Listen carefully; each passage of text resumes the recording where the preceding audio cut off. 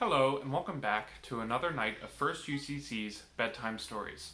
Tonight we're going to be reading Chapter 6 from Mr. Tweedy by Anne-Marie Schilling. Chapter 6. Having seen how Mr. Tweedy had loved being up on the bough of the towering fir tree on our lawn, and then having had him give up his pleasure to return to me, I knew that some changes would have to come. It was now obvious that our Robin needed freedom as well as security. Also, judging by the fact that on his first outdoor flight he had landed on a perch that was approximately at the same height as the porch, he needed more exercise and practice in obtaining higher altitudes. That he couldn't get this in an apartment was equally obvious. Something had to be done, and the children did it with hammers and nails. By the time that my youngsters were finished, anyone viewing the house from outside would have thought that a paint job was in the offing. All the slats sticking out from the various window stills looked like a miniature scaffolding project. With the work completed, the next step was to test out Mr. Tweedy. Would a robin set free from an open window return to the window from which he flew? Homing pigeons were known to do so, but robins? It was highly doubtful. I had never heard of such a thing, not even on a fictional TV show. And here's a picture of what those little planks of wood on the windowsills look like. And there's Mr. Tweedy.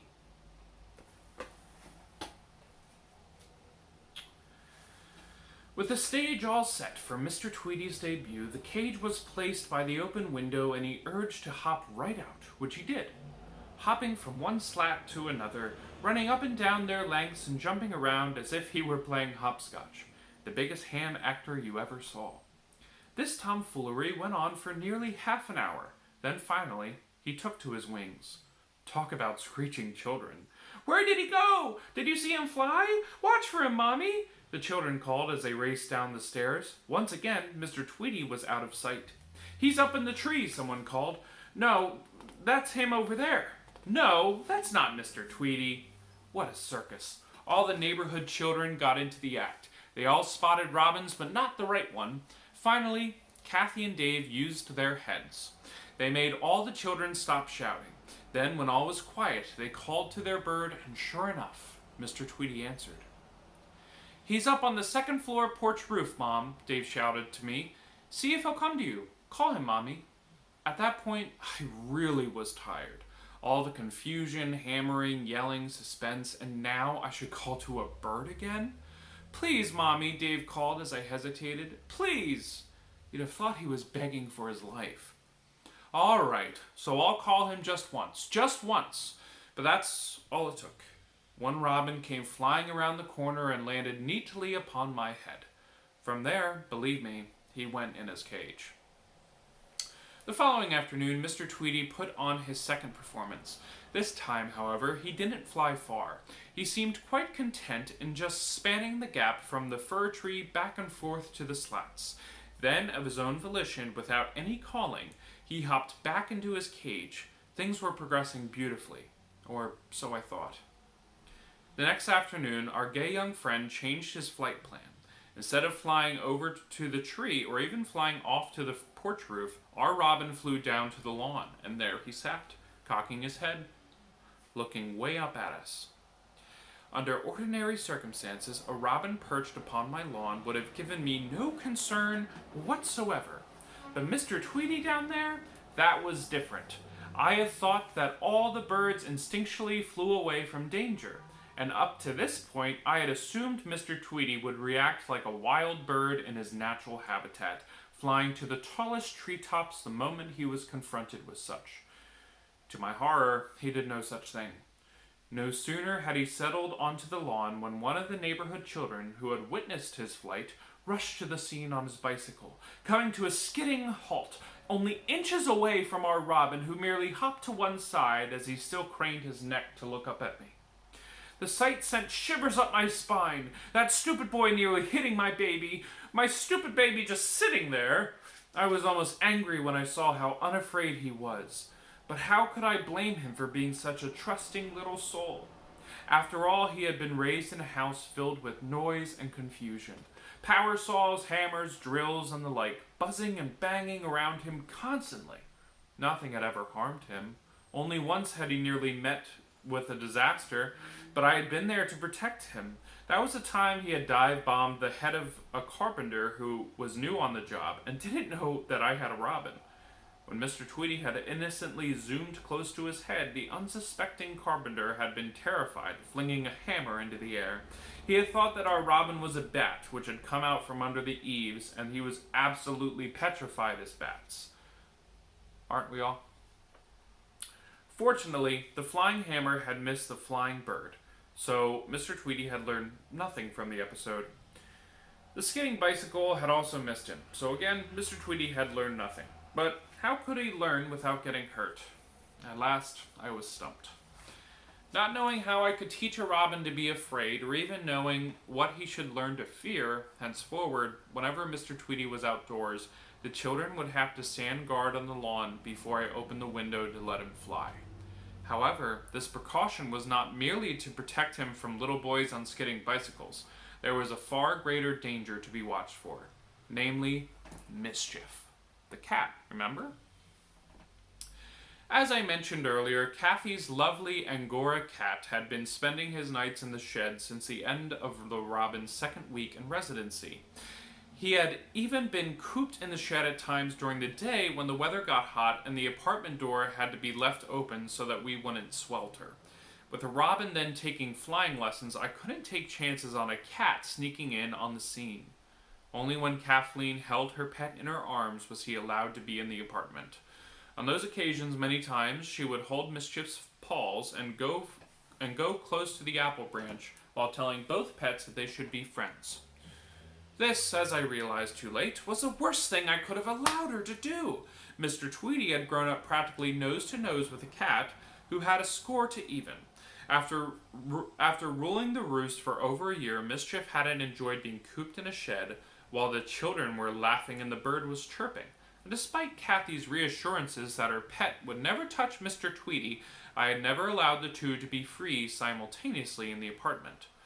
Now, witnessing the complete absence of fear in that dear little bird on our lawn, I was nearly pain-stricken with the realization that the trusting little soul, given the opportunity, would probably hop right up to Mischief and become his dinner. Talk about nerve-wracking times. Those were the worst. For it didn't take long for that cat to realize that if he hid from the children when they called, he would be spared a miserable session in the shed. Thus, not knowing where our cat lay in hiding, or where our robin would choose to make a landing, not only did the children have to stand guard on the ground, but I also had to be on duty, scanning the area from my vantage point on the third floor. Fortunately, all went well for the first few days of these outdoor flying excursions. But then a misunderstanding on my part brought about a disaster. Up to this point, only 3 of my 4 children had been living in the apartment: Kathy, Dave, and my oldest son, Ronnie, working full-time as an auto mechanic, leaving the house at 7 a.m., returning at 5:30 p.m. for supper, then going out for the evenings. Ronnie had had very little contact with Mr. Tweedy. Dorothy, attending school in Vermont, knew about our robin only through the weekly letters I wrote. Unfortunately, my last letter to her before she came home for 2 weeks vacation between the ending of school and a summer job at a Vermont gift shop was written the day before Mr. Tweedy flew to the lawn. Hence, she knew that our bird was allowed outdoor excursions, but she didn't know Dave and Kathy had to be on the lawn before the robin went flying. Of course, had things only been normally hectic in our household when it was time for Dorothy's visit, I would have driven up to Vermont and brought her home by car, at which time I would have filled her in on the details of Mr. Tweedy's progress. However, in preparation for the planned long trip, Ronnie had purchased a $50 car that, according to him, would be able to pull our 18-foot trailer across this great huge country of ours. Now, just pause for a minute. A $50 car. Think about that. $50, Ronnie gets a car. Remember, this book was written in 1969 and then published in 1970. Allie. Okay, back to the story. So besides caring for a robin, I was in the midst of preparing to leave on a 7,000-mile journey, out west and back to the land of miracles, where a doctor had told me I might find relief from the pain that was ever increasing in my arthritic hip. On the day I was supposed to drive up to get Dorothy, the car was in a garage getting a trailer hitch welded on. Thus, my daughter had had to come home on a bus, arriving in the middle of the night, too late to get filled on much of anything except where she should sleep. In my double bed with Kathy, and I would sleep in the single bed in our room, where Kathy usually slept. And where she could hang her dresses, in the shed's clothes storage area. Sorry, that's my dog Allie hearing something outside. Allie, it's okay. Don't worry about it. It's okay. Okay, where were we? As Mr. Tweedy was sleeping peacefully in his cage in the kitchen, at that time she merely looked at him and said, "Hey, little fella, I'll see you in the morning," and nothing more was said about the bird. After waiting up half the night for my lovely daughter, I was obviously overtired and barely able to get to the door on crutches to greet her. She insisted that I should sleep in the morning and let her take care of things. Dear Dot, how good it was to have her home again for a little while. That morning, she tried so hard to be very helpful. She gave Ronnie his breakfast, saw him off to work. She fed Kathy and Dave, who were going out to seek mudworms, this being a Saturday morning. She brought me a lovely breakfast tray, complete with a flower. Bless her, she was so happy, and so was I. Then she returned to the kitchen to care for Tweedy. "May I let him out?" she called to me. And I, in that blissful state of happiness that comes to a mother who once again has all of her children close to her, answered, "Why, sure, darling, let him out if you like." Being off in a cloud somewhere, dreaming of all four of my children, I didn't think of the cat. I didn't think to ask where she wanted to let him, indoors or outdoors, and the next thing I heard was my child screeching, "Mischief!" as her footsteps went racing down the stairs. Then I heard the agonizing cries of Mr. Tweedy. By the time that I managed to get the tray off my lap, get out of the bed, and hobble out to the kitchen, my daughter was back. Cupped in her hands was our little bird, but it was difficult to tell which one was hurt the most. All the peeping and sobbing. And then Kathy and Dave appeared from wherever they'd been, and Dave, seeing the bird, immediately wanted to give away the cat, while Kathy responded saying he should never have brought home a robin. Although they loved both pets, they had to take sides. Oh, what a confusion. The house was in a state of turmoil. What an ending to a beautiful day's beginning. After I finally got the two youngest ones quiet, and Dot and Tweedy had dropped out of the competition, I phoned a veterinarian. According to him, there was nothing to do for a robin with an injured wing except leave it alone. It might take a week or so to heal, but in a couple weeks he'd probably be good as new. Furthermore, this was perhaps the best thing which could have happened to our robin before he flew out of our lives. At least now he had learned that cats were pain-dealing creatures, a lesson he would need to have learned quite thoroughly before he could have survived outside. Thus, in the long run, Mischief had done us a service. By the time we planned to leave for Arizona, Mr. Tweedy would be fit to be set free. Given another 2 weeks to grow up, cooped in the old apartment, by then he would surely desire liberation. A desire which, after that session, I must admit I myself was momentarily feeling rather strongly. That's the end of the reading for chapter 6. Let's end with a bedtime prayer. Holy God, thank you for this day.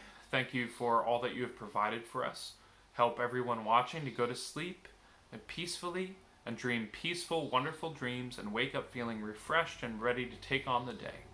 May they know of your love and peace and joy throughout this week and throughout this night and throughout tomorrow. And Lord, I pray these things in Jesus' name. Amen. Tune in tomorrow for chapter 7 from Mr. Tweedy. Good night.